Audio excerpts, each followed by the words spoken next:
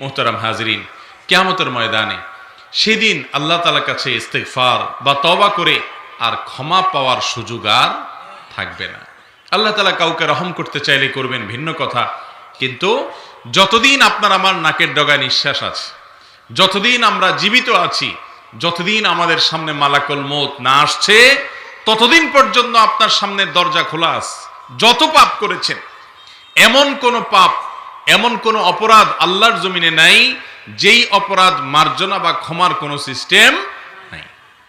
যত অপরাধী হোক না কেন, সমস্ত অপরাধ, সমস্ত গুনাহ, সমস্ত পাপাচার, সকল নাফরমানি, প্রত্যেকটাকেই আপনি চাইলে এটা থেকে মুক্ত হয়ে মামলাকে নিষ্পত্তি করে দুনিয়া থেকে যেতে পারেন। রাজি আছেন তো ইনশাআল্লাহ? যত মামলা আমাদের নামে হয়ে আছে, আল্লাহু আকবার, ঘুম থেকে উঠা থেকে নিয়ে ঘুমানো পর্যন্ত যদি হিসেব করেন, ছোট বড়, চোখ দিয়ে করা পাপ, মুখ দিয়ে করা পাপ, অন্তর দিয়ে করা অপরাধ, হাত দিয়ে করা গুনাহ, শরীরের বিভিন্ন অঙ্গ প্রত্যঙ্গ দিয়ে করা অজস্র গুনাহ আমাদের আমলনামাতে আছে। ভাইরা আমার, কেরামান কাতিবিন লিখে যাচ্ছেন, অগণিত পাপের পাহাড় হয়ে যাচ্ছে, হাজার হাজার পাপের বোঝা আমাদের মাথার উপর। ভাইরা আমার, এই পাপগুলোকে যদি আমরা দেখতে পেতাম যে কি পরিমাণ অপরাধ, কি পরিমাণ মামলার ফাইলের স্তূপ আমাদের মাথার উপর পড়ে আছে, তাহলে আল্লাহর কসম আমাদের এই মুখে খাবার উঠতো না, এই চোখে ঘুম আসতো না, পাগল পরা হয়ে যেতাম।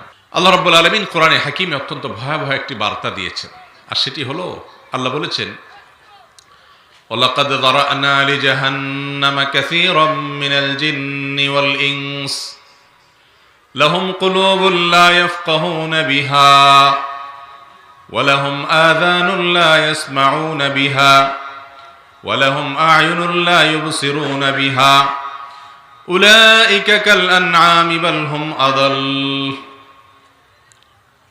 কিছু লোককে আল্লাহ তাআলা জাহান্নামের জন্য তৈরি করেছেন। তাদের জন্মই হয়েছে কিসের জন্য ভাই? জাহান্নামের জন্য। জন্মই হয়েছে, সৃষ্টি হয়েছে জাহান্নামের জন্য। কে সেই হতভাগা মানুষরা? আল্লাহ বলছেন, লাকাদ যারা'না লিজাহান্নামা কাসীরাম মিনাল জিন্নি ওয়াল ইনস। মানুষ এবং জিনের মধ্য থেকে বহু লোককে আমি সৃষ্টি করেছি জাহান্নামের জন্য। তার সৃষ্টি হয়েছে জাহান্নামের জন্য। মার্কা কি তাদের? মার্কা হলো লাহুম কুলুবুন লা ইয়াফকাহুনা বিহা। তাদের অন্তর আছে, কিন্তু এই অন্তর দিয়ে তারা অনুধাবন করে না, বুঝতে পারে না। এই অন্তরে হিতাহিত জ্ঞান নেই। আল্লাহর নাফরমানি করে ফেলেছি, হারাম করে ফেলেছি, আল্লাহকে নারাজ করে ফেলেছি, আল্লাহর সীমানা ক্রস করে চলে গেছি, বর্ডার পার করে চলে গেছি, কিন্তু কোনো বিহিত নেই অন্তরে। এটা নিয়ে তেমন কোনো টেনশন, চিন্তা নেই, কোনো ভাবনা নেই, যেন কিছুই হবে না। আপনি রাগের মাথায় কাউকে খুন করে ফেলেছেন, আপনার ভয় থাকে যে পুলিশ কখন আপনাকে পাকড়াও করে, আপনি পলায়ন করতে থাকেন, ভয়ে কাঁপতে থাকেন, আপনার ঘুম আসে না, আপনার নাওয়া খাওয়া থাকে না। অথচ আপনি আল্লাহ তাআলার নাফরমানি বহু করেছেন। আল্লাহ রাব্বুল আলামিনের পাকড়াও যে কোনো মুহূর্তে হতে পারে, যেই কোনো মুহূর্তে আল্লাহর সামনে আপনাকে দাঁড়াতে হতে পারে, কিন্তু সেই ব্যাপারে তেমন কোনো টেনশনই আপনার মাথায় নাই। এই ভয় অন্তর থেকে উঠে যাওয়া, এটা লক্ষণ খারাপ, জাহান্নামীদের লক্ষণ। আল্লাহ তাআলা আমাদের সবাইকে হেফাজত করুন। যারা আমরা বিভিন্ন পাপাচারে লিপ্ত হয়েছি, আল্লাহ রাব্বুল আলামিন কোরআনে হাকিমে আমাদেরকে বিভিন্নভাবে ঘোষণা দিয়ে জানিয়েছেন যে আমরা যদি আল্লাহর কাছে ক্ষমা চাই, আল্লাহর কাছে ইস্তেগফার করি, ক্ষমা প্রার্থনা করি, তওবা করে যদি আল্লাহর কাছে আমরা ফিরে আসতে পারি, আল্লাহ তাআলা সমস্ত পাপ মাফ করবেন, সকল অপরাধ মাফ করবেন। আমাদের অনেক ভাইয়েরা আছেন যারা বিভিন্ন পাপাচারে লিপ্ত হতে হতে একটা পর্যায়ে নিরাশ হয়ে গেছেন। তারা আশা ছেড়ে দিয়েছেন যে আল্লাহ রাব্বুল আলামিন তাদেরকে মাফ করবেন না। আল্লাহ রাব্বুল আলামিন কোরআনে হাকিমে বলেছেন, কুল ইয়া ইবাদিয়াল্লাযীনা আসরাফু আলা আনফুসিহিম। হে রাসূল, আপনি বলে দিন, হে আমার বান্দাগণ, আল্লাহ বলছেন, হে আমার বান্দাগণ, যারা নিজেদের প্রতি পাপাচার করে অবিচার করেছো, জুলুম করেছো, গুনাহ করেছো, অনেক অন্যায় করেছো, শত সহস্র মামলার আসামি হয়ে আছো, লা তাকনাতু মির রাহমাতিল্লাহ, তোমরা আল্লাহর রহমত থেকে নিরাশ হইও না। ইন্নাল্লাহা ইয়াগফিরুয যুনুবা জামিআ, নিশ্চয়ই আল্লাহ রাব্বুল আলামিন তোমাদের সমস্ত পাপসমূহ, সকল অপরাধসমূহ মাফ করবেন। তওবার নিয়ম হলো নিজে নিজে তওবা করা যায়। আমরা বেশিরভাগ সময় আমাদের সমাজে মনে করি যে তওবা কেউ কাউকে করাইতে হয়। মূলত তওবা করানোর প্রয়োজন হয় না, যার তওবা সে চাইলে করতে পারে। তওবা কিভাবে করবেন? তওবা হলো কোনো পাপ হওয়ার পর প্রথমে অপরাধ বোধ নিজের মধ্যে জাগ্রত করা। আমি কি করলাম, আমি এটা কি করলাম, কেন করলাম, আমার দ্বারা কেন এরকম অপরাধ হয়ে গেল, নিজেকে নিজে ভৎসনা করা আর যেন কখনো না হয়। আত্মশাসন করা, নিজেকে নিজে শাসন করা, ধমকানো যে কেন এটা হলো আমার দ্বারায়, আমি আর কখনো এই পথে যাব না, সাবধান থাকবো সামনে থেকে। এরপর সেখান থেকে অপরাধ থেকে সরে আসার পাশাপাশি আল্লাহর কাছে মাপ চাওয়া, আল্লাহ আপনি এবারের মতো মাফ করে দেন, আর যেন না হয় আপনি আমাকে রহম করেন। এরপরেও যদি আবার অপরাধ হয়ে যায় আবারও তওবা করবেন, লজ্জা করবেন না। এরপরেও যদি তওবা অপরাধ হয়ে যায়, তওবা ভেঙে যায়, আবারও তওবা করবেন। এইভাবে গুনাহগুলো মাফ হবে ইনশাআল্লাহ। ওযু এমন একটা আমল, এর মাধ্যমে আল্লাহ তাআলা পাপসমূহকে মাফ করে দেন।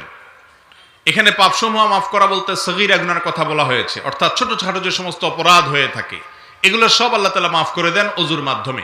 নবী করিম সাল্লাল্লাহু আলাইহি সাল্লাম বলেছেন, তোমাদের কারোর বাড়ির সামনে যদি একটা ঝর্ণা থাকে, পানির একটা লাইন থাকে, স্বচ্ছ পানির ধারা থাকে, আর কেউ যদি সেখানে দিনে 5 বার গোসল করে, তার শরীরে কোনো ময়লা থাকতে পারে? সাহাবীরা বললেন, ইয়া রাসূলুল্লাহ, অবশ্যই থাকতে পারে না। তখন নবী করিম সাল্লাল্লাহু আলাইহি সাল্লাম বলেছেন, কোন ব্যক্তি যদি 5 ওয়াক্ত নামাজ পড়ে তাহলে সেই ব্যক্তিরও আমল নামায় কোনো পাপ অপরাধ থাকতে।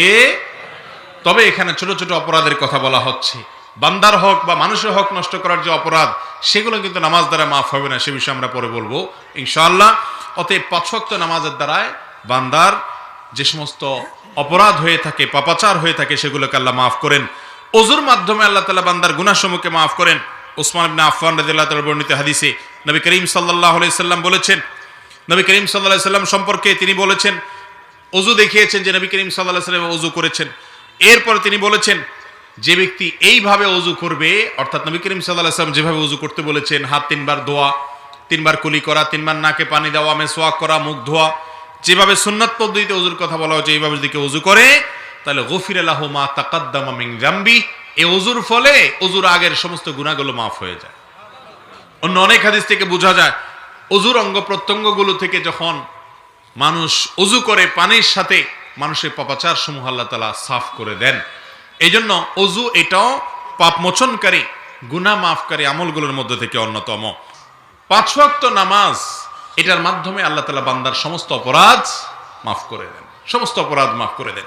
নবী করিম সাল্লাল্লাহু আলাইহি সাল্লাম বলেছেন যে as-salawatul khamsu wal jum'atu ila al-jum'ati wa ramadan ila ramadan mukaffiratun lima bainahun। 5 ওয়াক্ত নামাজ, এক নামাজ পড়ার পর আপনি যখন আরেক ওয়াক্ত নামাজ পড়বেন, পুরুষরা জামাতের সাথে, মহিলারা ওয়াক্ত মতো যার যার জায়গায়, এই এক নামাজের পরে আরেক নামাজ, ফজর নামাজ পড়ার পর যদি আপনি জোহরের ওয়াক্ত পড়েন সুন্দরভাবে, সঠিকভাবে, তাহলে ফজর থেকে জোহর পর্যন্ত যে পাপগুলা হয়, অপরাধগুলো হয় অগণিত, যেগুলো আপনি জানেনও না, খেয়ালও করেন না, এই নামাজ পড়ার মাধ্যমে আল্লাহ তাআলা এর মধ্যবর্তী